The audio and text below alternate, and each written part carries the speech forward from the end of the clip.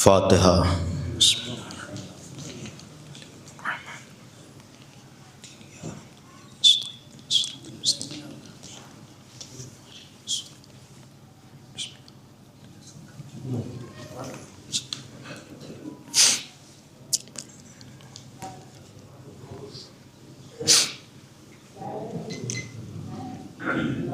لا حول ولا قوۃ الا باللہ العلی العظیم۔ اعوذ باللہ من الشیطان اللعین الرجیم، بسم اللہ الرحمن الرحیم۔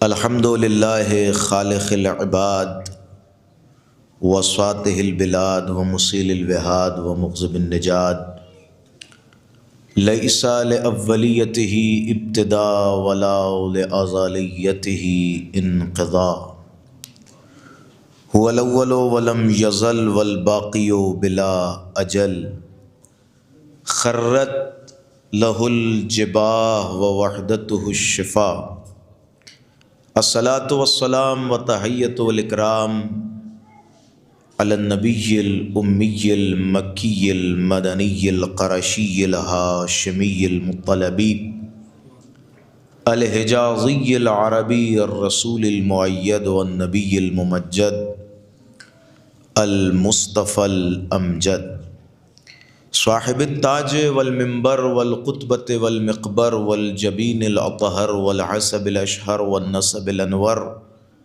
سیدنا و مولانا و ہادینا و شفیع ذنوبنا و حبیب قلوبنا و طبیب نفوسنا ابی القاسم محمد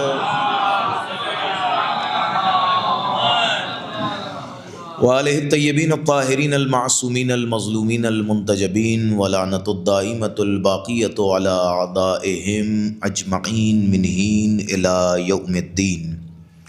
اما بعد، فقد قال اللہ تعالی فی محکم کتابہ ومتقن خطابہ، بسم اللہ الرحمن الرحیم، یا ایہا الذین آمنوا کونوا انصار اللہ، صلوات بر محمد علیہ۔ اب حضرات سے گزارش ہے کہ ایک مرتبہ سورہ الحمد اور 3 مرتبہ سورہ اخلاص کی تلاوت فرما کر مرحومہ و مغفورہ ناصرہ خاتون بنت سید بشیر حسن عابدی کی روح مطہرہ کے لیے ایصال فرماتے ہیں۔ اللہم صلی علی محمد بسم اللہ الرحمن الرحیم۔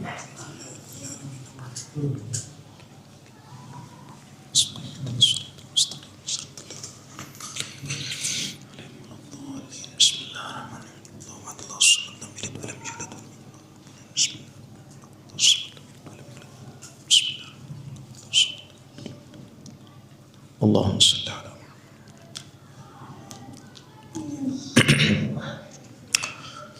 حضرت حجت کے ظہور میں تعجیل کے لیے بآواز بلند صلوات عنایت فرما دیں۔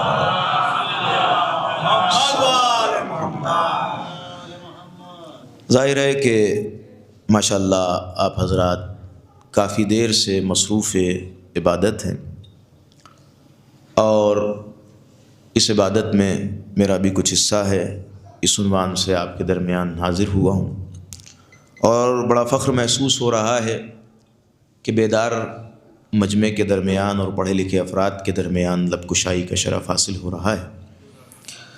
اور اسی کو مد نظر رکھتے ہوئے میں نے قرآن مجید کی اس آیہ وافی ہدایہ کی تلاوت کی کہ جس میں اللہ ہمیں ایک حکم دے رہا ہے، اور ظاہر ہے کہ میں ترجمہ کروں گا، شاید مناسبت صاحبان علم تک پہنچ جائے۔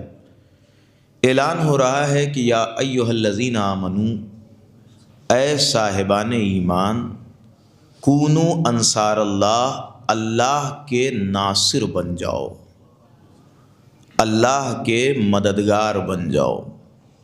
اب ظاہر ہے کہ مرحومہ ناصرہ کے عنوان سے یہ مجلس ترحیم ہے، تو دل چاہتا ہے کہ لفظ ناصر سے ناصرہ تک پہنچا جائے۔ توجہ کیجئے گا۔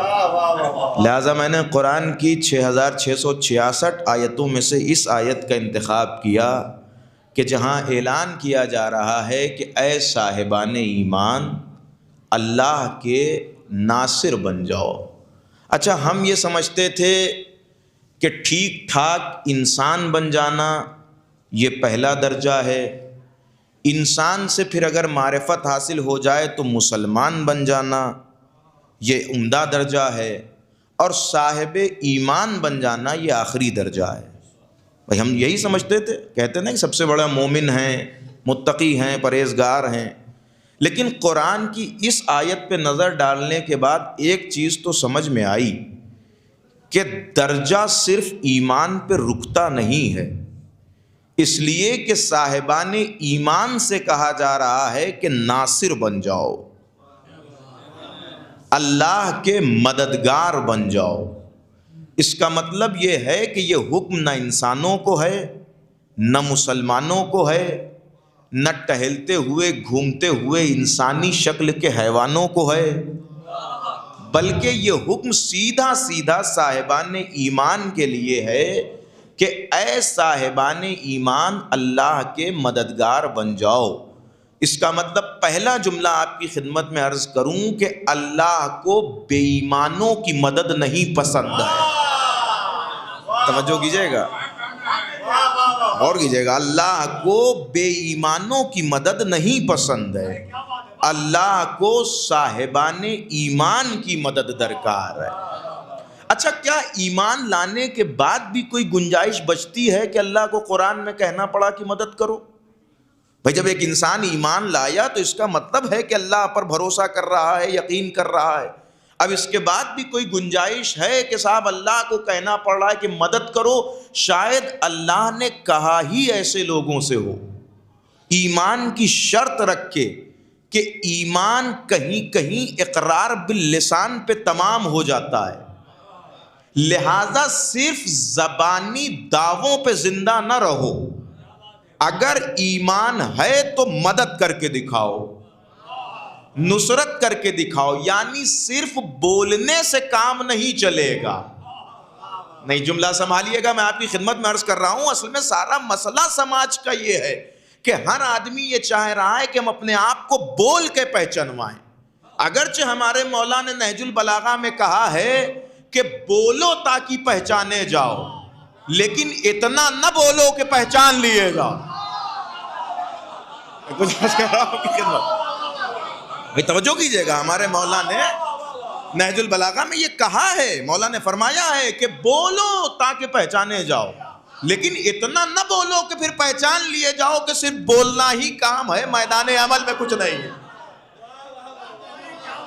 لہذا صاحبان ایمان سے کہا گیا کہ اے صاحبان ایمان نصرت کر کے دکھاؤ، مدد کر کے دکھاؤ۔ کون؟ صاحبان ایمان۔ اس کا مطلب صرف زبانی دعووں پہ نہیں رکنا ہے، اس زبانی دعوے سے بڑھ کے ایک مرحلہ ہے نصرت کا، ناصر بننے کا، مددگار بننے کا۔ اچھا، اللہ نے کیا لفظیں رکھی؟ یہ نہیں کہا کہ مسجد کے مولوی کے مددگار بن جاؤ، یہ نہیں کہا کہ بستی کے کسی شاعر کے مددگار بن جاؤ، یہ نہیں کہا کہ کسی چودھری اور پردھان کے مددگار بن جاؤ، یہ بھی نہیں کہا کہ مطلب کسی عظیم شخصیت کے مددگار بن جاؤ، ڈائریکٹ اپنی طرف نسبت دی کہ میرے مددگار بن جاؤ۔ اب ایک لفظ سے میں آپ کی سماعت کو اور اپنی طرف جلب کرنا چاہتا ہوں، مجھے یہ بتائیں کہ اللہ کہہ رہا میرے مددگار بن جاؤ، قرآن کی آیت ہے، کوئی انکار بھی نہیں کر سکتا۔ کیا اللہ کو ہم جیسے لوگوں کی مدد کی ضرورت ہے؟ جس نے اتنا سب کچھ ہمیں بغیر مانگے دیا ہو، یہ ابھی دیکھیں توجہ کیجیے گا، ہمیں تو اپنے اندر پائی جانے والی نعمتوں کا اندازہ ہی نہیں ہے۔ ہلکی سی دل کی 3 رگ بلاک ہو جائے، 1.5-2 لاکھ روپے خرچہ کرنے کے بعد سمجھ میں آتا ہے کہ یہ 3 رگیں کتنی قیمتی تھیں۔ نہیں غور کر رہے ہیں آپ میں کیا عرض کر رہا ہوں آپ کی خدمت میں؟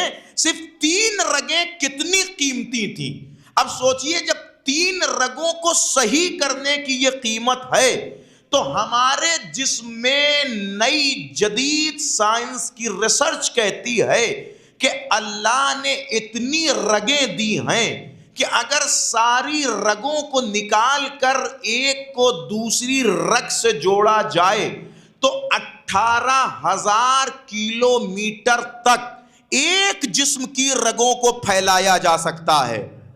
سوچئے جس کی دی ہوئی 3 رگ اتنی قیمتی ہے، اس نے اس رگوں کی دنیا ہمارے جسم کے حوالے کر دی اور پلٹ کے پوچھا بھی نہیں کہ ہم نے تمہیں کیا دیا ہے۔ آپ غور کریں، یعنی اتنا سب کچھ جس خالق نے ہمیں دیا ہے، اگر بشریت غور کر لے اپنے اوپر کہ کیا بصیرت دی کہ زمین پہ بیٹھ کے آسمان کی دیکھنے کی صلاحیت ہے۔ آپ غور کریں، کیا بشریت کا ناز ہے کہ جو زمین پہ بیٹھ کر آسمان کو دیکھ رہا ہے، اپنی ہاتھوں کی کمنگوں کو ستاروں پہ ڈالنے کی کوشش کر رہا ہے، سیارات پہ بستی بسانے کی کوشش کر رہا ہے، زمین سے بیٹھ کر چاند تک کی مسافتوں کو ناپ رہا ہے، اگر چاہے تو حجابات کے ماورا دیکھنا چاہتا ہے۔ ہاں یہ وہی انسان ہے، اگر دیکھنا چاہے تو زمین پہ بیٹھ کر آسمان کی بلندیوں کو دیکھ رہا ہے، اور نہ دیکھنا چاہے تو اپنے بغل والے مکان کو بھی نہیں دیکھ رہا ہے۔ یہ انسانوں کی قدر ہے کہ اللہ نے اسے کان جیسی عظیم دولت دی کہ جس میں اپنے علمی استعمال کو شامل کر کے وہ آج کوشش کر رہا ہے کہ چیٹی کی آواز کو سن لیا جائے۔ اس فضاؤں میں ٹہلتی ہوئی آواز کو سننے کی کوشش کر رہا ہے یہ انسان، اور کسی حد تک کامیاب بھی ہو گیا ہے کہ اس دنیا میں گونجتی ہوئی صداؤں کو سن رہا ہے اور اس سے کچھ سمجھنا چاہتا ہے۔ یہ وہی انسان تو ہے کہ سننے پہ آئے تو فضاؤں میں گونجتی ہوئی آواز سنائی دے رہی ہے، اور نہ سننے پہ آئے تو پڑوس میں بیٹھی ہوئی صدائے فقیر نہیں سنائی دے رہی ہے۔ یہ انسانی کمال تھا، یعنی جس انسان کو اتنا سب کچھ اللہ نے عطا کیا اور پلٹ کے نہیں کہا کہ ہم نے تمہیں کیا دیا۔ ذمہ داری تمہاری تھی کہ ہم نے جو دیا تھا اس کا صحیح یوز کرتے، مس یوز نہ کرتے، لیکن اس کے بعد اللہ کہہ رہا ہے کہ ہمارے مددگار بن جاؤ۔ اے پروردگار، ایک طرف تو یہ دعویٰ ہے کہ جو کچھ ہم نے دیا ہے، جو کچھ تمہارے پاس ہے وہ ہم نے دیا ہے، اور ایک طرف یہ دعویٰ ہے کہ ہمارے مددگار بن جاؤ۔ اچھا، ایک اور آیت پڑھ دوں آپ کے سامنے جسے آپ دن رات پڑھا کرتے ہیں، بسم اللہ الرحمن الرحیم، قل هو اللہ احد اللہ الصمد۔ میرے حبیب کہہ دو کہ اللہ بے نیاز ہے۔ بے نیاز کا مطلب کیا ہے؟ جسے کسی کی ضرورت نہیں۔ تو ایک آیت تو کہہ رہی ہے کہ اللہ کو کسی کی ضرورت نہیں، اور ایک آیت کہہ رہی ہے کہ اللہ کہہ رہا ہے کہ مددگار بن جاؤ۔ اچھا، آپ غور کیجئے کہ یہ سورہ توحید نازل کب ہوا؟ سورہ توحید کا، سورہ قل هو اللہ احد کا ایک نام ہے شجرت الہی۔ یعنی کیا؟ یعنی اللہ کا شجرہ، یہ منسوب ہے اللہ کا شجرہ۔ اس کا نام یہ کیوں رکھا گیا؟ سنیے گا بہت غور سے، شاید کوئی نئی بات ہو جائے آپ کے لیے۔ آپ دن رات نمازوں میں سورہ توحید کی تلاوت کرتے ہیں، آپ جانتے ہیں سورہ توحید کیوں نازل ہوا؟ کب نازل ہوا؟ کچھ لوگ نبی کے پاس آئے اور کہنے لگے، یا نبی اللہ، آپ اپنے جس خدا کا کلمہ پڑھوا رہے ہیں، توجہ، آپ اپنے جس خدا کا کلمہ پڑھوا رہے ہیں، اور آپ کا کہنا یہ ہے کہ ہم اپنے خداؤں کو چھوڑ کے آپ کے خدا کا کلمہ پڑھیں، تو آپ ہمیں اپنے خدا کا شجرہ بتائیے، اس لیے کہ ہمارے پاس ہمارے خداؤں کا شجرہ موجود ہے۔ ہمارے پاس لات کا شجرہ موجود ہے، عزا کا شجرہ موجود ہے، ہبل کا شجرہ موجود ہے، تو ہمارے پاس ہمارے خداؤں کا شجرہ ہے، آپ اپنے خدا کا شجرہ بتائیے۔ تاریخ کی تفسیر کہتی ہے کہ پیغمبر خاموش رہے، اس کے کچھ دیر کے بعد سورہ توحید نازل ہوا۔ میرے حبیب ان سے کہہ دیجئے، قل هو اللہ احد اللہ الصمد لم یلد ولم یولد ولم یکن لہ کفوا احد۔ کہ تم کس خدا کے شجرے کی بات کر رہے ہو جہاں انتہائے دم توڑ دے اس سے پہلے اس کی ابتدا ہے، اور جہاں ابتدائیں تصور نہ کر سکیں اس سے پہلے اس کا وجود موجود ہے، اور ایسا وجود ہے کہ جو تمہارے تصورات سے ماورا ہے، اور ایسی حقیقت ہے کہ جو تمہاری فکروں سے بے نیاز ہے۔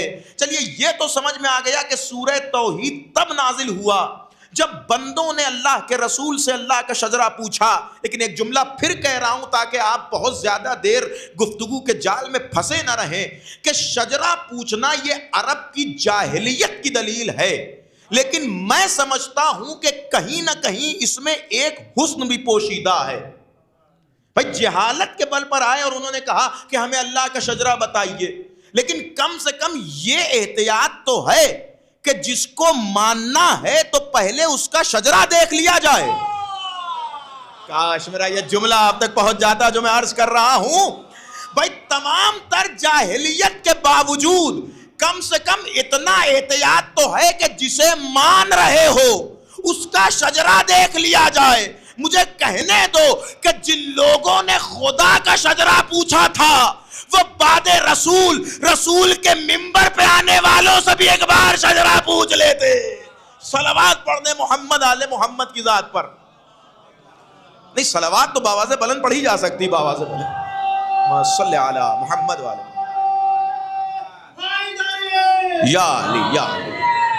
سنیے گا قبلہ، یہ اللہ کا شجرہ کہا گیا اس سورہ توحید کو. یعنی کیا؟ یعنی اس سورہ توحید میں صرف اللہ ہی اللہ، اللہ ہی اللہ، قل هو اللہ احد اللہ الصمد. لیکن اس میں اللہ نے اپنی صفت کا اعلان کس سے کیا؟ کہ اللہ بے نیاز ہے، اسے کسی کی ضرورت نہیں. ہاں یہ تصور نہ کیا جائے کہ ہمارے سجدوں کی ضرورت ہوگی اس کو، نہیں نہیں، ہمارے سجدے ہماری پناہ گاہ ہیں، اس کی الہیت میں کوئی اضافہ نہیں کر رہے ہیں. اور ہمارے جیسوں کے سجدوں کی حیثیت کیا ہے؟ جہاں کروڑوں اربوں ملائکہ اس کی بارگاہ میں سربہ سجود ہوں، جہاں سمندر کی آتی ہوئی لہریں تھپڑے مارتی ہوئی لہریں یہ لہریں نہیں ہیں بلکہ اس کی بارگاہ میں سجدہ کر رہی ہیں، جہاں چڑیوں کی چہک اس کی بارگاہ میں تسبیح کر رہی ہے، جہاں یہ سہرگے بیانی اس کی بارگاہ میں تسبیحات میں مبتلا ہے، جہاں یہ اٹھتی ہوئی شعائیں اس کی بارگاہ میں سربہ سجود ہیں، جہاں آفتاب کا طلوع کرنا اور غروب کرنا یہ اس کی تسبیح ہے، جہاں سورج کے پیچھے پیچھے چاند کا طلوع ہونا یہ اس کی تسبیح ہے، جہاں سیارات و مہتاب و آفتاب و قندیلات و عرشیات و سماوات و طبقات و ارضیات یہ سب اس کی ذات کے سامنے سربہ سجود ہو، جہاں حوریں اپنے سنگار کے ساتھ اس کی بارگاہ میں سجدہ کر رہی ہوں، جہاں جنت اپنے نور کے ساتھ اس کی بارگاہ میں سجدہ کر رہی ہو، جہاں اشجاروں کی جوانی اس کی بارگاہ میں سجدہ کر رہی ہو، جہاں بڑے بڑے پہاڑوں کی درانی اس کی بارگاہ میں سجدہ کر رہی ہو، جہاں سمندروں کی گہرائیاں اور عمق اس کی دلیل تسبیح بن رہی ہوں، جہاں فرشتوں کی مجال نہ ہو کہ اس کی بارگاہ سے اپنے سر کو ہٹائیں، جہاں اربوں اور کربوں مخلوقات اس کی بارگاہ میں سر جھکا رہی ہوں، اسے ہم جیسوں کے سجدوں کی کیا ضرورت ہے؟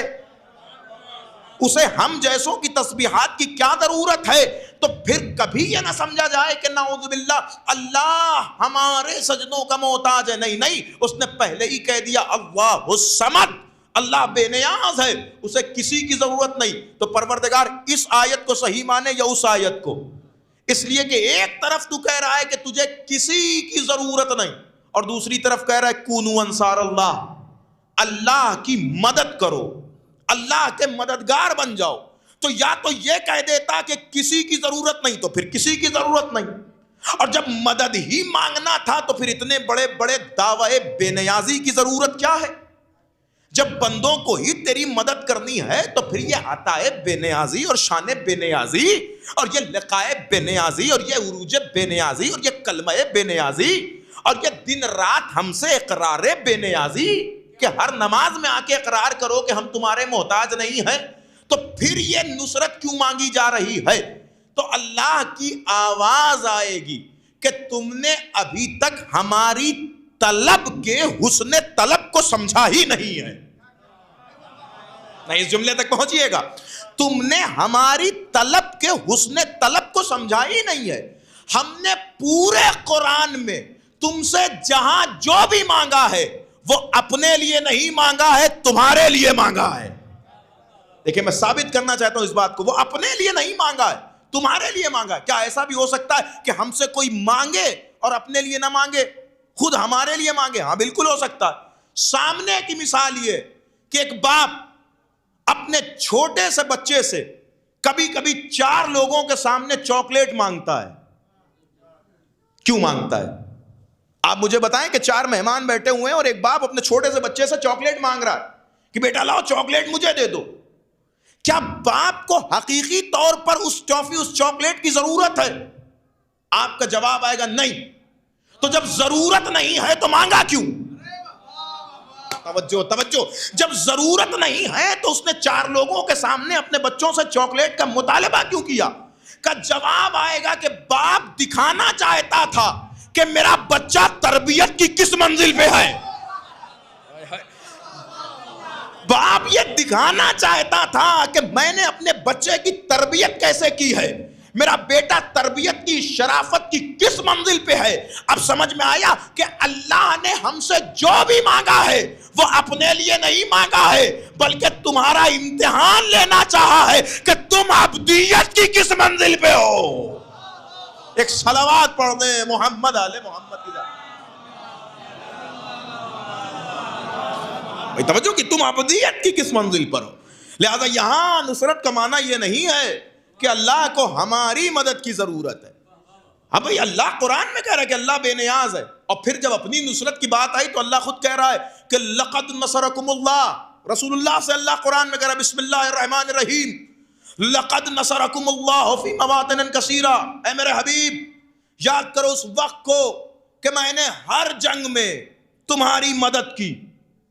یہ قرآن کی آیت، اللہ کہہ رہا ہے میرے حبیب میں نے ہر جنگ میں تمہاری مدد کی، بہت سارے موقعوں پہ تمہاری مدد کی. اور سب سے زیادہ جو تفسیر کی علماء نے کیا لکھا کہ اللہ کہہ رہا ہے کہ میں نے مدد کی. میں نے کہا کہاں اللہ نے مدد کی؟ کہا حضور میدان جنگ گواہ ہے کہ اللہ نے پیغمبر کی مدد کی. میں نے کہا بہت اچھی بات ہے، اس کا مطلب اللہ آسمان سے اترا ہوگا، گھوڑے پہ بیٹھا ہوگا، تلوار نکالی ہوگی، شمشیر چلائی ہوگی، کچھ لوگوں کی گردن پہ مارا ہوگا، کچھ کا خون بہایا ہوگا، کچھ کو گھوڑے سے گرایا ہوگا، تب یہ فرمایا ہوگا کہ حبیب میں نے تمہاری مدد کی. بھائی میں نے تمہاری مدد کا مطلب کیا ہے؟ اللہ کہہ رہا میں نے مدد کی. بھائی میں کب کہہ سکتا ہوں کہ میں نے مجلس پڑھی؟ جب میں بنارس سے آؤں، یہاں پر آؤں، آنے کے بعد بیٹھوں، بیٹھنے کے بعد اس ممبر تک پہنچوں، ممبر پہ پہنچنے کے بعد ایک موضوع لوں اور گفتگو کروں، تب میں کہہ سکتا ہوں کہ بھائی اس مجلس کو میں نے خطاب کیا. دوسرے کی، توجہ کیجئے گا، دوسرے کی خطابت کا صحرا اپنے سر نہیں باندھا جاتا. دیکھیں بغیر بتائے کسی کا نقطہ تو پڑھا جا سکتا ہے. توجہ چاہ رہا ہوں میں، بغیر بتائے کسی کا شعر تو اپنا بنایا جا سکتا ہے، لیکن کسی شاعر کو نہیں ہڑپا جا سکتا ہے. بھائی شعر کو آپ لے سکتے، شاعر کو نہیں ہڑپ سکتے. جس شاعر، آج تو لائیو کا زمانہ ہے بھائی، جس شاعر نے پڑھا ہے آپ کہتے ہیں میں پڑھ کے آیا، وہ فوراً لائیو چیک کرے کس نے پڑھا، صاحب فوراً شکل و صورت و نام اشعار سب نظر آ جائیں گے، فلاں صاحب نے پڑھا. اب اللہ کہہ رہا ہے کہ حبیب میں نے تمہاری مدد کی. اس میں نے مدد کا مطلب یہ ہے کہ اللہ کو آنا پڑے گا، تلوار چلانا پڑے گا، گھوڑے پہ بیٹھنا پڑے گا، دشمنوں کو گرانا پڑے گا. میں نے مفتیان دین سے پوچھا کہ اس آیت کا کیا مطلب ہے؟ اللہ کس جنگ میں آیا؟ جنگ احد میں آیا، جنگ بدر میں آیا، جنگ خندق میں آیا، جنگ خیبر میں آیا، جنگ حنین میں آیا، کس جنگ میں مدد کرنے آیا؟ مفسران قرآن اور مفتیان دین کی آواز ہے نہیں آپ سمجھے نہیں. اصل میں یہاں اللہ کسی کی مدد کو اپنی مدد کہہ رہا ہے. اب اس نحس سے گفتگو سنیں گے آپ. اللہ کسی کی مدد کو اپنی مدد کہہ رہا ہے. میں نے کہا کس کی مدد کو اپنی مدد کہہ رہا ہے؟ کہ وہی جو ہر جنگ میں نظر آیا. ایسا پہنچ رہے ہیں نہیں پہنچ رہے ہیں؟ میں نے کہا کون ہر جنگ میں نظر آیا؟ کہ ارے وہی صاحب دست الہی، وہی صاحب ذوالفقار، وہی شیر لافتہ، وہی مالک کون و مکان کا وارث کہ جو ہر جنگ میں نبی کی مدد کرتے نظر آیا. جنگ احد ہو تلوار علی چلائیں گے، اللہ کہہ رہا ہے میں نے مدد کی. جنگ بدر ہو تلوار علی چلائیں گے، اللہ کہہ رہا ہے میں نے مدد کی. اس کا مطلب ماننا پڑے گا کہ علی کی مدد نہیں ہے، اللہ کی مدد ہے. اچھا وہ رسول جو زندگی بھر یہ درس دے رہا ہے کہ ہم سب اللہ کے محتاج ہیں، تو وہ میدان جنگ میں علی سے مدد لے کیوں رہا ہے؟ توجہ کیجئے گا، وہ ایک میدان جنگ کی بات نہیں ہے، ہر میدان جنگ میں نبی علی کو بلا رہے ہیں، علی آپ جائیے، علی آپ مدد فرمائیے، علی آپ فلاں کافر کو ماریے، علی آپ جہاد فرمائیے، علی آپ فلاں جنگ فتح کیجئے، علی آپ یہ سنائیے. یہ احتیاج بتائی کیوں جا رہی ہے؟ کہ مسئلہ احتیاج کا نہیں ہے، مسئلہ رضا الہی کا ہے کہ اللہ نے جس کے ہاتھ کو اپنا ہاتھ کہا ہو، جس کی زبان کو اپنی زبان کہا ہو، جس کی مدد کو اپنی مدد کہا ہو، جس کی سند کو اپنی سند کہا ہو، جس کے وقار کو اپنا وقار کہا ہو، جس کی رفتار کو اپنی رفتار کہی ہو، جس کی گفتار کو اپنی گفتار کہی ہو. ارے کمال یہ ہو کہ اگر میدان جنگ میں تلوار ٹوٹ جائے تو پھر تلوار بھی زمین سے نہیں دی جائے گی، آسمان سے تلوار نازل کی جائے گی، تاکہ زمانے کو سمجھ میں آئے کہ یہ علی مدد نہیں کر رہے ہیں بلکہ دست علی سے اللہ مدد کر رہا ہے. تو ماننا پڑے گا کہ اب اگر کائنات کا کوئی شخص بھی علی سے توسل کرتا ہے تو وہ علی ابن ابی طالب سے مدد نہیں مانگ رہا ہے بلکہ جسم علی میں اللہ سے مدد مانگ رہا ہے. اور ہماری حیثیت کیا؟ انبیاء و اوصیاء و اولیاء، بڑے بڑے صاحبان میادان علی ابن ابی طالب سے مدد مانگتے نظر آئے. تبھی تو مجھے میر تعشق کے 2 مصرے نظر آئے، یاد آ گئے. وہ کہتے نظر آئے کہ بہت توجہ کے ساتھ وہ کہتے نظر آئے کہ مریم سے سوا رتبہ ازواج علی ہے. سنیے گا، وہ علی ابن ابی طالب کی مدد کو جب ایکسپلین کرتے ہیں، کہتے ہیں مریم سے سوا رتبہ ازواج علی ہے، خالق کے سوا جو ہے وہ محتاج علی ہے. توجہ کیا ہم نے؟ فرمایا خالق کے سوا جو ہے وہ محتاج علی ہے. وہ بھی خود سے نہیں ہے، اللہ نے انہیں محتاج بنایا علی ابن ابی طالب کا. نہیں تو اللہ کو قرآن مجید میں یہ کہنے کی کیا ضرورت تھی کہ میں نے مدد کی، میں نے مدد کی. اچھا پروردگار، کیا تیرے پاس مدد کی کوئی طریقوں کی کمی ہے؟ چھوٹے سے کنکر سے تو مدد ہو سکتی ہے. آپ مجھے بتائیں، وہ جو بڑے بڑے ابابیل کے لشکر کو چھوٹے سے کنکر نے تباہ کر دیا تھا، تو جب اس سے مدد ہو سکتی ہے تو پھر یہ علی ابن ابی طالب سے مدد کروانے کی کیا ضرورت تھی؟ تاکہ قیامت تک قرآن کی تفسیر سامنے آ جائے. یا جملہ بدل کے کہہ دوں کہ قرآن جب تک محتاج تفسیر ہو تو قرآن میں آیت نظر آتی ہے، اور جب یہی آیت میدان میں اتر آئے تو تصویر علی بنتی نظر آتی ہے. تصویر علی بن کے مدد کرتے نظر آ رہے ہیں. اس کا مطلب یہ ہے کہ اب اللہ نے 2 جگہ فرما دیا. ایک تو یہ کہ میں خود سب کی مدد کر رہا ہوں، اور دوسرے یہ کہ میں بے نیاز ہوں. پھر مگر تیسری آیت کہہ رہی کہ مدد کرو میری، کونوا انصار اللہ، میرے مددگار بن جاؤ. تو پروردگار یہ مسئلہ تو حل ہو گیا نا کہ اس کا اللہ کی بے نیازی سے کوئی تعلق نہیں ہے.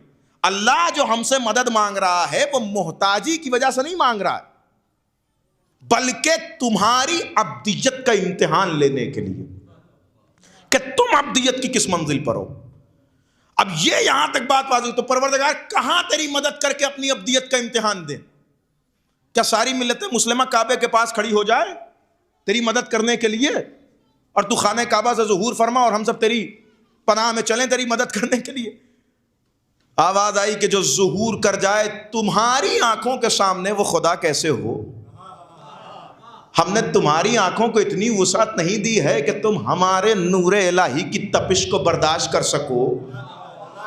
ارے جب موسیٰ کے چنے ہوئے لوگ نہیں برداشت کر سکے تو امت کے چھٹے ہوئے لوگ کہاں سے برداشت کر پائے؟ توجہ کیا آپ نے؟ وہ ہلکا سا نور جو نور الہی وہاں پہ چمکا تھا، جنہیں موسیٰ نے چنا تھا، جب وہ لوگ نہ برداشت کر سکے اس نور کو کہ جس پہ ابھی بھی بحث ہے کہ وہ نور تھا کیا، نور الہی تھا یا من نور الہی تھا یا خلقت من نور الہی تھا، ایک مکمل بحث ہے اس نور پہ ابھی بھی. اور اس کے بعد تم خدا کو دیکھ لو گے. خدا، ارے جب ہم نے معراج پر اپنے حبیب کو اپنا دیدار نہ کرایا، بھائی توجہ کیجئے گا، اپنے حبیب کو بلانے کے باوجود اپنے حبیب کو اپنا دیدار نہ کرایا، تو ہم تم جیسوں کے سامنے آئے، جو سامنے آ جائے وہ خدا کیسے؟ تو پھر پروردگار مدد تو تیری کرنی ہے نا، پھر کیسے مدد ہوگی؟ ایک طرف سے دعویٰ کی مدد کرو، ناصر بن جاؤ، اور پھر یہ ہے کہ سامنے بھی نہیں آ رہا ہے، تو کیسے مدد ہو؟ کہ پریشان کیوں ہوتے ہو؟ ہم نے بتایا تو ہے، صاف صاف کہا ہے، میرا حبیب صرف میرا حبیب نہیں ہے، میرے وجود کو تمہارے سامنے ریپرزینٹ کرنے والا ہے، میری خدائی اور توحید کی دلیل بن کے آ رہا ہے، تو تم ان کی مدد کرتے چلے جاؤ، میری مدد ہوتی چلی جائے گی۔ تم محمد کے ناصر بنتے چلے جاؤ، میرے ناصر بنتے چلے جاؤ گے۔ پھر مجھے کہنے دیجئے، اس کا مطلب جو جب بھی جہاں بھی نبی کی مدد کر رہا ہے، وہ نبی کی مدد نہیں کر رہا ہے بلکہ اللہ کی مدد کر رہا ہے۔ اب میں خطیب ہوں، میرا حق ہے کہ میں جملہ دونوں طرف سے کہوں، لہذا دونوں طرف سے کہوں گا اور بغیر کہے نہ رہوں گا۔ جیسے نبی کی مدد کرنا اللہ کی مدد کرنا ہے، ویسے ہی نبی کو بیچ میدان میں چھوڑ کے فرار کرنا، یہ صرف نبی سے فرار کرنا نہیں ہے بلکہ بارگاہ الہی سے فرار کرنے کے مانند۔ ایک صلوات پڑھ دیں محمد۔ سنیے قبلہ، یہ تمہید ختم ہوئی، گفتگو اصلی منزل تک پہنچ گئی۔ یہاں تک پتا چلا کہ اب نبی کی مدد کریں گے تو اللہ کی مدد ہو جائے گی۔ بننا کیا ہے؟ ناصر۔ اب ناصر کیسے بنا جائے؟ کہ اب نبی کی مدد کرنی ہے تو نبی تو چلے گئے مدد لے کے، 11 ہجری میں پردہ فرما گئے، پیغمبر تو 11 ہجری میں ظاہری طور پر پردہ فرما گئے، اب کس کی مدد کی جائے؟ کہ یہ سوال تب اٹھتا جب میں نے ایک محمد بنایا ہوتا، اسی لیے ہر دور میں ایک محمد رکھا ہے، ان کی مدد کرتے چلے جاؤ، الہی مدد ہوتی چلی جائے گی۔ تو چلیے یہ بھی پتا چل گیا کہ اب ہر دور کے وصی نبی کی مدد کرنا اللہ کی مدد کے مطابق ہے، اللہ کی مدد کرنے کے برابر ہے۔ تو کیا ہر ایرے غیرے کو یہ شرف حاصل ہو سکتا ہے کہ وہ ولی خدا کی مدد کر لے، یا اس کے لیے بھی کسی مقدمے کی ضرورت ہے؟ کیا ہر آدمی اپنے آپ اللہ کی مدد کر سکتا ہے؟ توجہ چاہیے، کیا ہر آدمی اپنے آپ اللہ کی مدد کر سکتا ہے، یا اس کے لیے بھی کوئی مقدمہ چاہیے؟ کہا یہ ذات علی ابن ابی طالب سے پوچھتے ہیں، اپنے دور کے امام کی مدد کرنا اللہ کے مدد کرنے کے مطابق ہے، اب کیسے ناصر تیار کیے جائیں، کیسے ناصر ملیں، کیسے مددگار بنے؟ امام نے راستہ دکھایا۔ آپ سنا کرتے ہیں، اسی گوشے سے دلیل دینا چاہتا ہوں۔ آپ سنا کرتے ہیں کہ امیر المومنین ایک بیٹے کو طلب کر رہے ہیں، کس کے لیے؟ کا ایک ایسا بیٹا جو کربلا میں حسین کا مددگار ہو، حسین کا ناصر ہو۔ ابھی بات یہاں تک ثابت ہوئی کہ حسین کی مدد صرف حسین کی مدد نہیں ہے بلکہ اللہ کی مدد ہے۔ تو اس کا مطلب اب علی کیا کر رہے ہیں؟ بتا رہے ہیں کہ ناصر حسین کیسے بنے گا۔ کیا اختیار علی میں نہیں ہے کہ علی جسے چاہے حسین کا ناصر بنا دے؟ بھئی اختیار علی سے کیا بعید ہے، کیا بعید ہے؟ کچھ بھی بعید نہیں، دست الہی جو چاہے وہ کر سکتا ہے۔ لیکن ایک پروسیس سکھایا جا رہا ہے کہ اگر ناصر حسین بنانا ہو، ناصر خدا بنانا ہو، تو اس کا مقدمہ کیا ہے؟ اپنے بڑے بھائی کے پاس آئے اور کہا کہ ایک بہادر خاندان کی بیٹی تلاش کرو۔ آئے ہائے، توجہ چاہ رہا ہوں میں کہ اس بہادر خاندان کی بیٹی سے کیا ہوگا؟ کہ جس کے نتیجے میں ایک بیٹا دنیا میں آئے گا جو ناصر حسین ہوگا۔ اس کا مطلب ناصر بنانے کے لیے ماں کا انتخاب ضروری ہے۔ میں کیا عرض کر رہا ہوں؟ اس کا مطلب ناصر بنانے کے لیے ماں کا انتخاب ضروری ہے۔ علی کو ضرورت تھی ناصر کی، انتخاب ام البنین کا کیا گیا۔ یہ انتخاب بتا رہا ہے کہ جب تک ناصرہ کی آغوش نہ ہوگی ناصر کی تربیت نہیں ہو سکتی ہے. صلوات بر محمد آل محمد کی ذات. توجہ کیجئے گا، جب تک ناصرہ کی آغوش نہ ہوگی ناصر کی تربیت نہیں ہو سکتی ہے.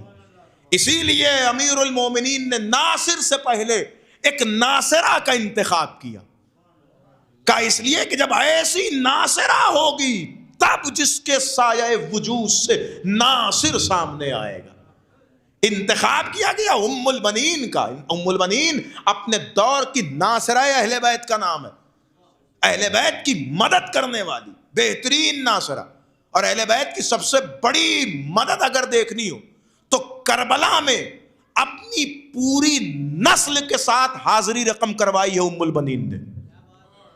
توجہ چاہ رہا ہوں میں بھائی، اپنی پوری نسل کے ساتھ. لہذا امیر المومنین نے پہلے اس جملے کی طرف اشارہ کیا، اور ہم سے بھی یہی کہا گیا ہے کہ جب کبھی شادی کا ارادہ کرو تو صرف اپنے لیے زوجہ نہ تلاش کرو. میں پیغام دے کے جا رہا ہوں، جو افراد کے لیے پیغام ہو جائے تو پیغام ہی ہے.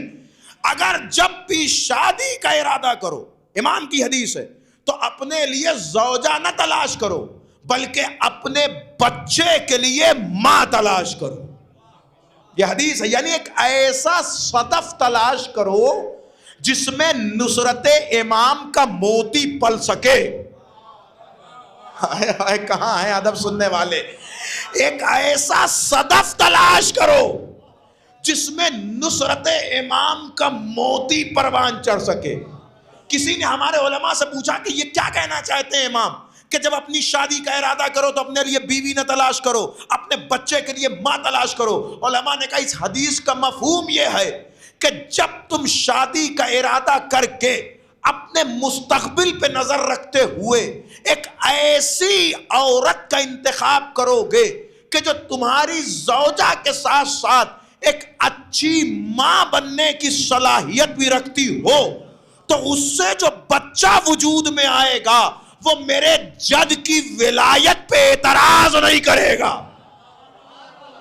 سنیے سنیے، وہ میرے جد کی ولایت پہ اعتراض نہیں کرے گا. کا کیا مطلب؟ کا اس لیے کہ علی ولی اللہ باپ کی وراثت سے نہیں ملتا ہے، ماں کی طہارت سے ملتا. صلوات بر محمد آل محمد. لہذا فرمایا گیا کہ ناصر سے پہلے ایک ناصرہ کا انتخاب ضروری ہے. اس کا مطلب ناصر تیار کرنے کے لیے جس آغوش پہ بھروسہ کیا جائے اسے ناصرہ کہا جاتا ہے.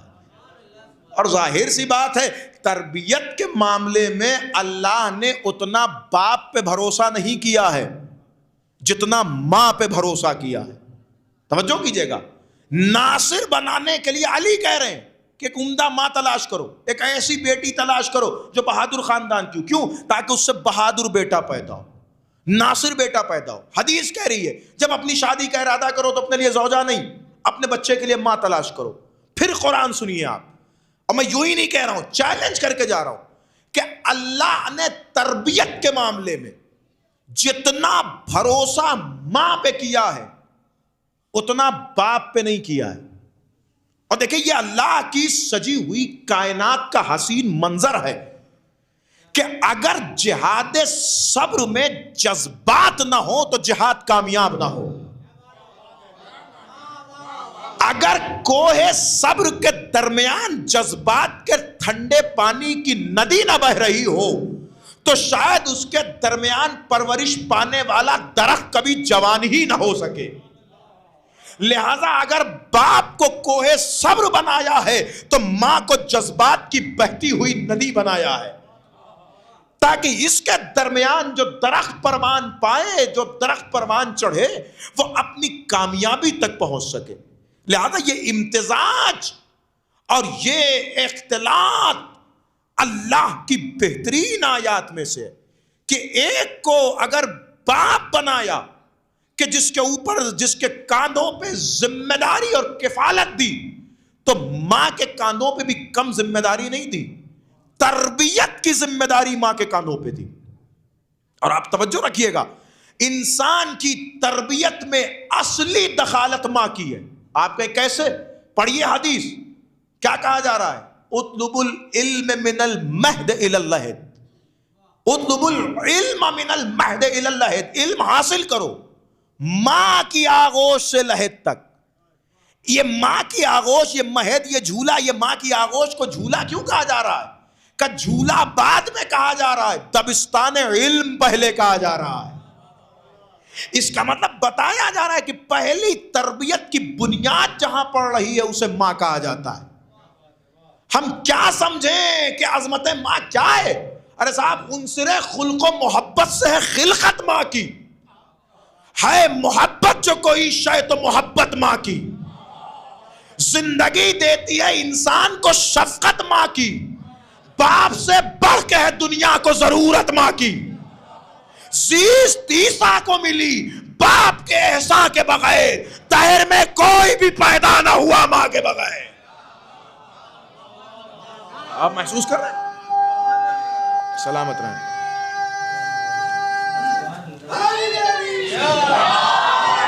یا علی یا دائر میں کوئی بھی پیدا نہ ہوا ماں کے بغیر، جو بھی ہے اپنی محبت کا صلہ مانگتا ہے، ہر بشر قیمت اکرام و عطا مانگتا ہے، اپنے موقع پہ ہر ایک اجر و وفا مانگتا ہے، جو بھی ہے اپنی محبت کا صلہ مانگتا ہے۔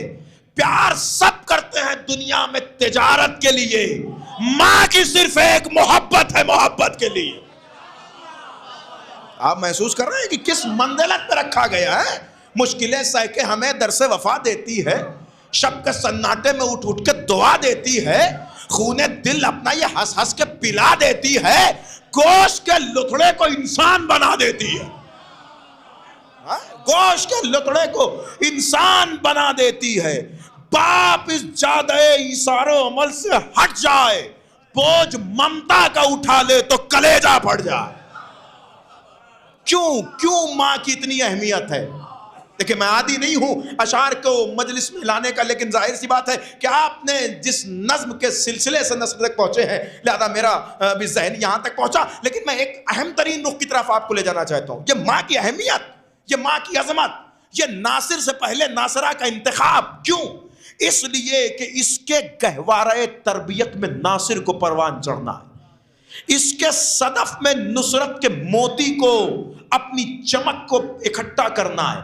اسی لیے اللہ نے باپ پہ اتنا بھروسہ نہیں کیا تربیت کے معاملے میں جتنا ماں پہ بھروسہ کیا۔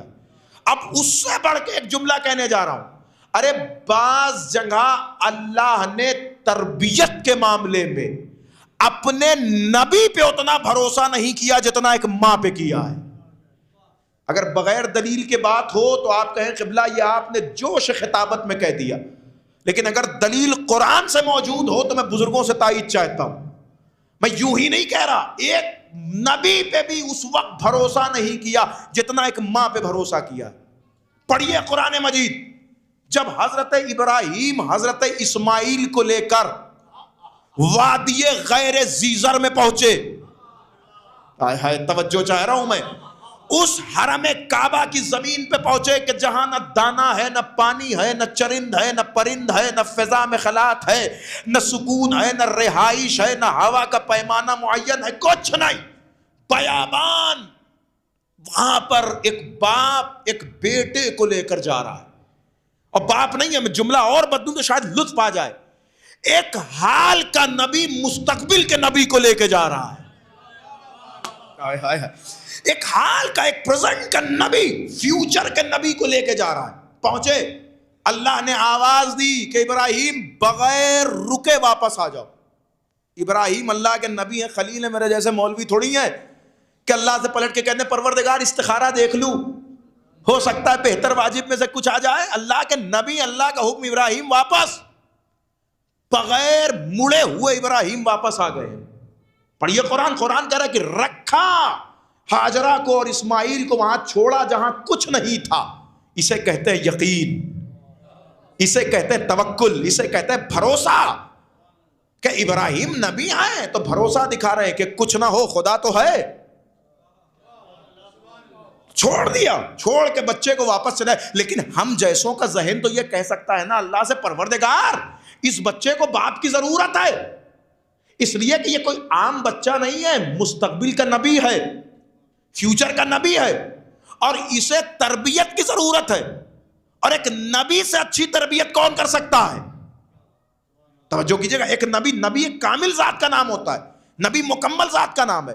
نبی سے بہتر کون تربیت کر سکتا ہے؟ تو پھر یہ نبی کو واپس کیوں کیا جا رہا ہے؟ کم سے کم ایک نبی دوسرے نبی کی تربیت کے لیے تو رہے. شاید قدرت کی آواز آئے کہ تم دیکھ نہیں رہے ہو, اگر میں نبی کو بھیج رہا ہوں تو ماں کو روک بھی تو رہا ہوں. توجہ کیجئے گا, اگر میں ایک نبی کو بھیج رہا ہوں تو ایک نبی کی تربیت کے لیے ایک ماں کو روک بھی رہا ہوں.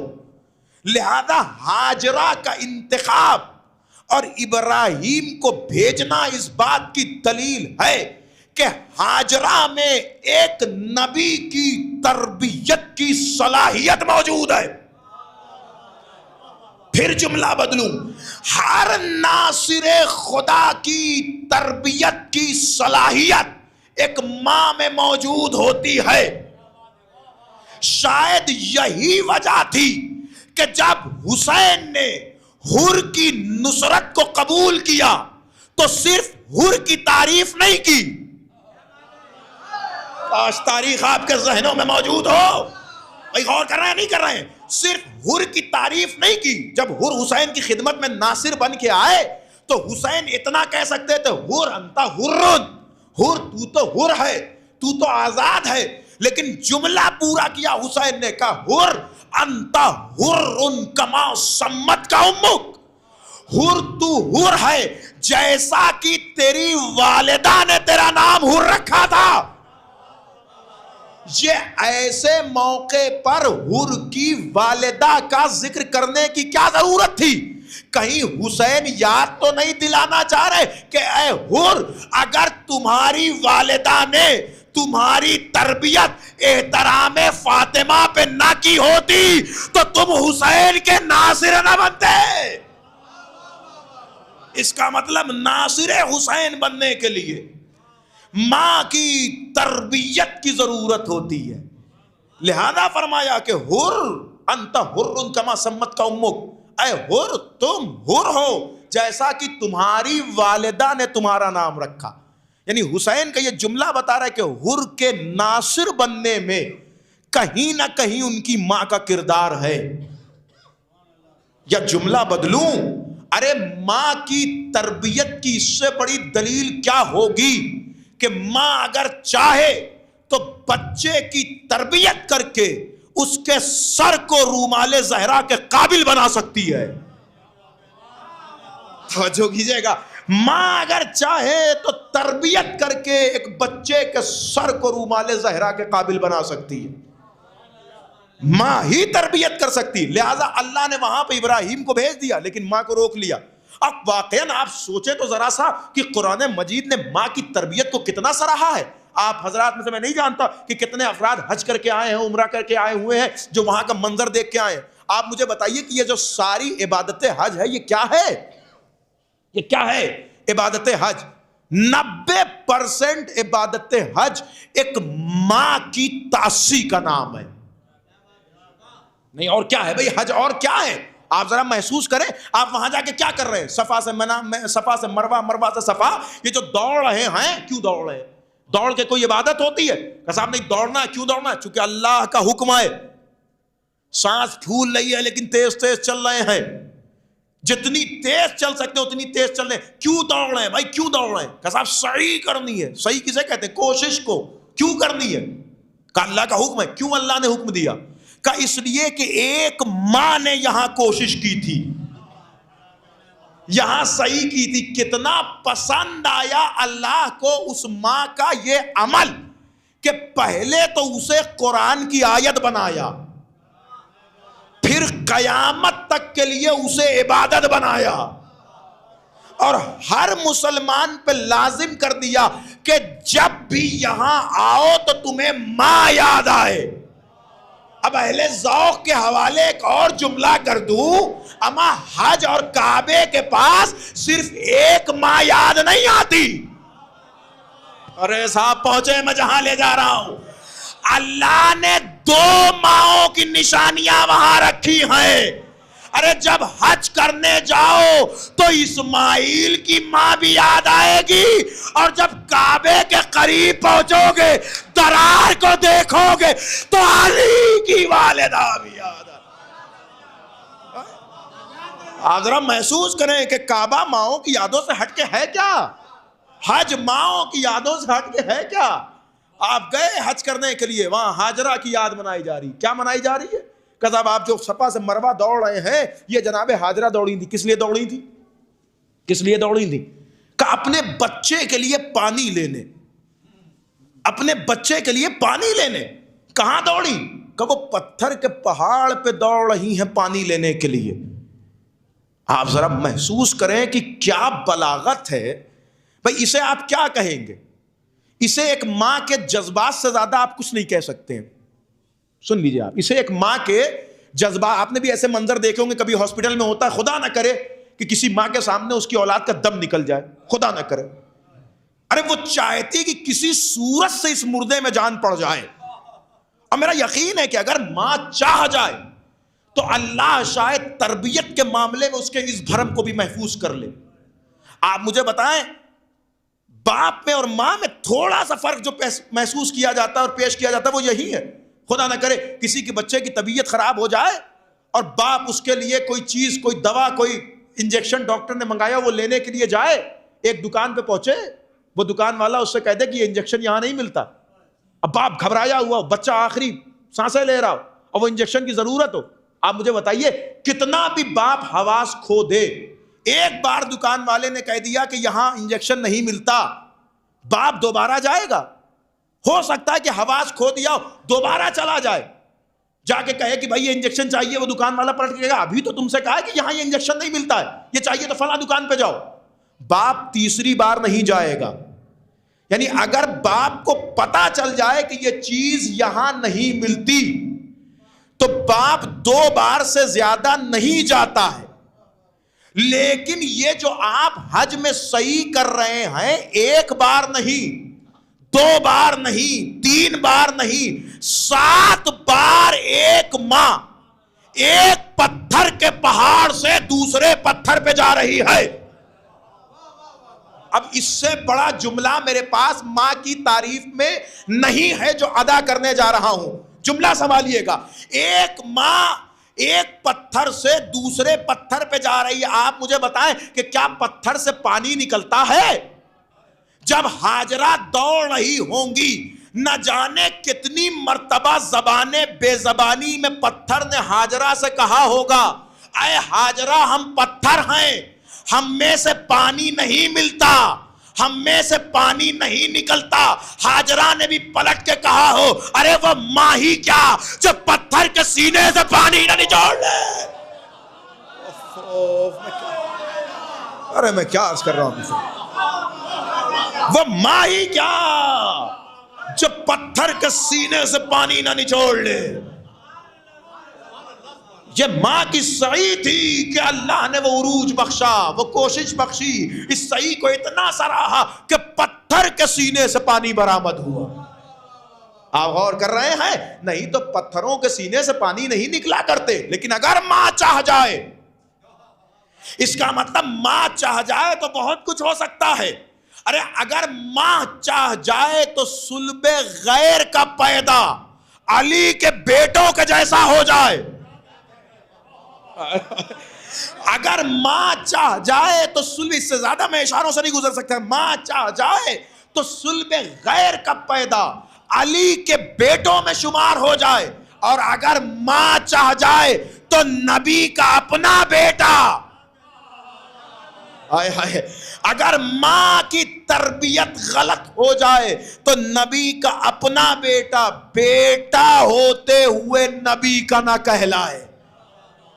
اتنا بھروسہ کیا گیا ہے ماں کی تربیت پر.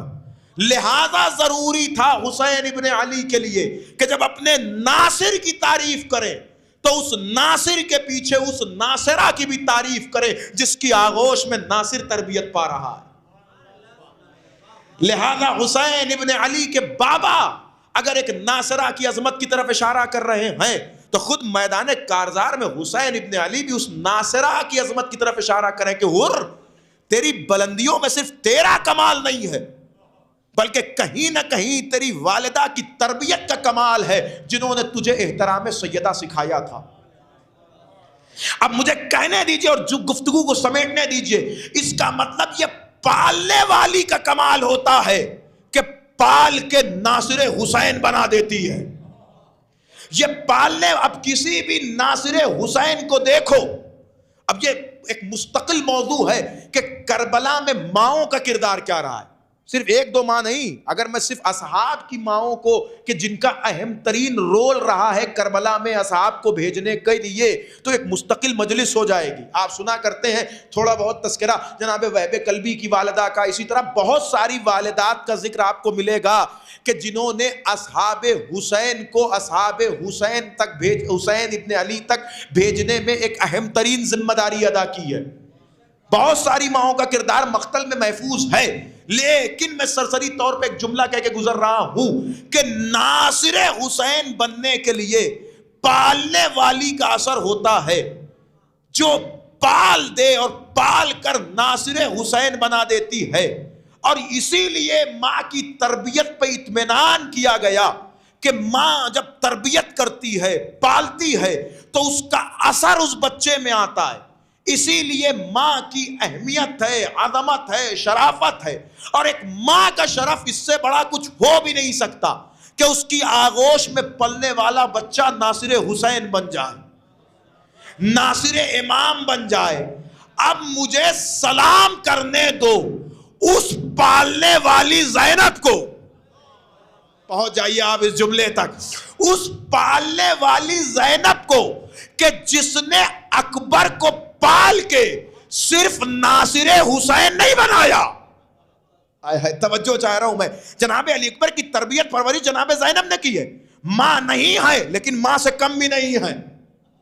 تربیت کے معاملے میں حسین جیسا امام بہن میں بھروسہ کرتے ہوئے تربیت کے لیے زینب کے حوالے علی اکبر کو کر رہا ہے، اور علی اکبر کربلا میں ایک بہترین ناصر امام ہیں کہ جن کی تعریف میں آپ زیارت پڑھتے ہیں، السلام علیکم یا انصار دین اللہ، انصار رسول اللہ، انصار دین اللہ۔ یہ کیا کہا جا رہا ہے؟ نصرت کا قصیدہ پڑھا جا رہا ہے۔ پالنے والی کا اثر یہ ہوتا ہے کہ وہ ناصر بناتی ہے، مگر یہ زینب کا کمال تربیت تھا کہ پال کے صرف ناصر حسین نہیں بنایا، بلکہ تربیت ایسی کی کہ وقت کے امام کو کہنا پڑا اشبہ الناس خلقا وخلقا ومنطقا برسول اللہ۔ میرا اکبر گفتار میں، رفتار میں، چلنے میں، صورت میں، سیرت میں میرے نانا رسول کی شباہت رکھتا تھا۔ یہ شباہت بتا رہی ہے کہ پالنے والی نے پالا ایسے ہے کہ اکبر جوان ہو کے رسول کی سیرت اپناتے ہوئے نظر آ رہے ہیں۔ آپ غور کیجئے گا، یہ پالنے والی کا اثر ہوتا ہے۔ کربلا کی مائیں کوئی عام مائیں نہیں ہیں، یہ اگر پال دیں تو نصرت حسین، تربیت کر دیں تو ناصر حسین بنتا ہوا نظر آتا ہے۔ لہذا اللہ نے جو قرآن میں کہا کہ اللہ کے مددگار بن جاؤ، ناصر الہی بن جاؤ، تو ناصر الہی کا مقدمہ یہ ہے کہ ایک ناصرہ ضروری ہے جس کی تربیت میں ناصر پیدا ہوتا ہے، جو تربیت اور پروان چڑھا کے ناصر بنا دیتی، اور یہ ماہی کی تربیت کا اثر ہے۔ نہیں تو کبھی سنا ہے کہ 6 مہینے کا بچہ بھی امام کی آواز کو پہچان لے؟ نہ جانے جھولا جھولاتے ہوئے رباب نے اصغر کو لوریوں میں کیا سنایا تھا کہ صدائے حلمن پر ننھے سے بچے نے اپنے آپ کو جھولے سے گرا دیا۔ یہ جو ننھا سا ناصر حسین حسین کی آغوش میں آ رہا ہے، کہیں نہ کہیں ماں کی تربیت کا اثر ہے۔ جی اگر ماں رباب ہو تو اپنے وجود کو حسین ابن علی کی نصرت میں قربان کر دیتی ہے۔ آپ ذرا محسوس کریں کہ کیسے قربان کیا۔ جناب رباب کو حسین ابن علی بے پناہ چاہتے تھے۔ یہ جملہ تشفی کے لیے، تسلی کے لیے، مرحومہ کے بلندی درجات کے لیے کافی ہوگا۔ کیوں چاہتے تھے؟ مقتل کا فقرہ اس لیے کہ رباب حسین ابن علی کے گھر میں کم سخن تھی۔ کم سخن کا مطلب یہ ہے کہ آقا حسین کے سامنے مسکرایا کرتی تھی، اور حسین ابن علی جو بھی کہتے تھے مسکرا کے کہتی تھیں جی میرے آقا، جی میرے آقا، جی میرے آقا۔ بعض مقاتل کا کہنا ہے کہ کوئی سوال رباب سے ہوتا تھا تو حسین ابن علی کی طرف دیکھ کے مسکرا دیتی تھیں، اور حسین ابن علی جناب رباب کی طرف سے جواب دیا کرتے تھے۔ آپ سمجھ رہے ہیں کس منزلت پہ ہے رباب؟ حسین جیسا امام کہہ رہا ہے کہ مجھے وہ گھر اچھا نہیں لگتا جہاں سکینہ اور رباب موجود نہ ہو۔ یہ نص صریح ہے میرے مولا کی۔ فرمایا مجھے وہ گھر اچھا نہیں لگتا جہاں رباب کی خوشبو نہ ہو، جہاں رباب نہ ہو۔ اتنا مانتے ہیں حسین ابن علی، کیوں نہ مانے؟ اس لیے کہ رباب نے زندگی بھر کہا جی آقا، جی آقا، جی آقا۔ رباب لاؤ اپنے بچے کو میرے حوالے کر دو، جی آقا۔ لاؤ میں اسے پانی پلانے کے لیے لے کے جا رہا ہوں، جی آقا۔ لے کے گئے حسین ابن علی، اور آپ سنا کرتے ہیں فَانْقَلَبَ الصَّبِيُّ عَلَى يَدَيْ أَبِيهِ، بچہ باپ کے ہاتھوں پہ پلٹ گیا۔ اس پلٹنے کا کیا مطلب ہے؟ اس پلٹنے کا کیا مطلب ہے؟ اس پلٹنے کا کیا مطلب ہے؟ حسین ابن علی نے صبح سے لاشیں پہ لاشا اٹھایا ہے۔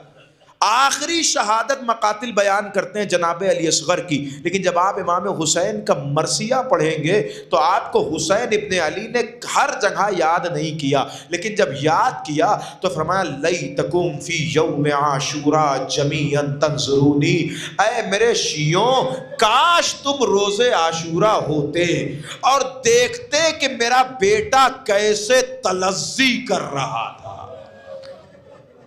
آپ جانتے ہیں یہ امام حسین کا مرثیہ ہے، کیف یتلوّا، تم دیکھتے کہ میرا لال اصغر کیسے تلذی کر رہا تھا۔ تلذی کسے کہتے ہیں؟ جب حسین ابن علی نے جناب علی اصغر کو جلتی ہوئی زمین پہ رکھا ہے تو اصغر کا منہ کھلنا اسے حسین نے تلذی سے تعبیر کیا ہے۔ جائیں لغات عرب میں ڈھونڈیں تلذی کسے کہتے ہیں۔ جب مچھلی کو پانی سے نکالا جائے تو اس کی 3 کیفیت ہوتی ہے۔ پہلی کیفیت یہ ہوتی ہے کہ جب آپ اسے پانی سے نکالیں تو وہ تڑپتی ہے، مچلتی ہے، ادھر ادھر ہوتی ہے اور کچھ حد تک بلند ہوتی ہے۔ اسے تلذی نہیں کہا جاتا۔ کیوں؟ اس لیے کہ اگر ابھی مچھلی کو پانی میں ڈال دیا جائے تو مچھلی زندہ بچ سکتی ہے۔ پھر دوسری مچھلی کی کیفیت یہ ہے کہ جب بہت دیر مچھلی کو پانی سے دور رکھ دیا جائے تو اب مچھلی میں اچھلنے کی طاقت نہیں ہے، وہ اسی جگہ پہ لوٹتی رہتی ہے۔ اسے بھی تلذی نہیں کہتے، کیونکہ اگر ابھی بھی مچھلی کو پانی مل جائے تو مچھلی زندہ بچ سکتی ہے۔ مچھلی کی تیسری اور آخری حالت یہ ہوتی ہے کہ جب مچھلی بہت دیر پانی سے الگ رہے تو آخر میں اپنا ہلکا سا منہ کھولتی ہے، بند کرتی ہے، منہ کھولتی ہے، بند کرتی ہے۔ اس کو عربی زبان میں تلذی کہا جاتا ہے۔ اس کا مطلب یہ ہے کہ اب اگر مچھلی کو پانی کے حوالے کیا جائے تو شاید ہی مچھلی زندہ بچے۔ حسین کہہ رہے ہیں میرے شیعوں اگر کربلا میں ہوتے تو تم دیکھتے کہ میرا بیٹا کیسے تلذی کر رہا تھا۔ حسین شاید بتانا چاہتے ہو کہ اگر میرے اصغر کو پانی مل بھی جاتا میرا بیٹا زندہ نہ بچتا۔ اجرکم علی اللہ. اب ختم ہوئی تقریر تو جملے مجلس تمام کر رہا ہوں. اے ارباب اعضاء، یہ تو ایک باپ کا امتحان تھا، لیکن جب اصغر کو لے کے حسین آئے ہیں، گلو ہے اصغر چھن چکا ہے، حسین کی ہاتھوں پہ خون لگا ہوا ہے، حسین ننھی سی میت کو لے کر، اللہ اکبر، حسین ابن علی، آپ ذرا محسوس کریں کہ ایک ماں کے سامنے حسین ننھے سے بچے کی میت کو لے کے کیسے جائیں. وہ حسین جو لاشا اکبر لے کے آ چکے ہیں. بھئی اس سے زیادہ وزنی کوئی لاشا نہیں ہے حسین کے پاس. حسین لاشا اکبر خیمے تک لا چکے، رباب زینب دیکھ چکی، لیلا دیکھ چکی، لیکن اب اصغر کے لاشے کو حسین لے کے آگے بڑھ رہے ہیں، پیچھے ہٹ رہے ہیں. یہ سب سے چھوٹا لاشا کتنا وزنی ہو گیا حسین کے لیے. ایک ماں کی مامتا کے سامنے امامت کبھی آگے بڑھ رہی ہے، کبھی پیچھے بڑھ رہی ہے، اور حسین در خیمہ پہ جا کے کھڑے ہوئے. رباب پہ اتنا بھروسہ ہے حسین کو، آواز دی، رباب، رباب میں تیرے بچے کو لے آیا. اب ایک ماں کا امتحان ہونے جا رہا، رباب میں تیرے بچے کو لے آیا. یہ کہہ کے جب در خیمہ پہ حسین کھڑے تھے، رباب دوڑی ہوئی آئی. حسین ابن علی نے کہا رباب تم اپنے بچے کو دیکھو گی؟ رباب نے پھر اسی انداز میں مسکرا کے کہا جی آقا، جو آپ کی مرضی ہو آقا. اب مجھے نہیں پتا کہ حسین نے کیسے ردا کا دامن ہٹایا.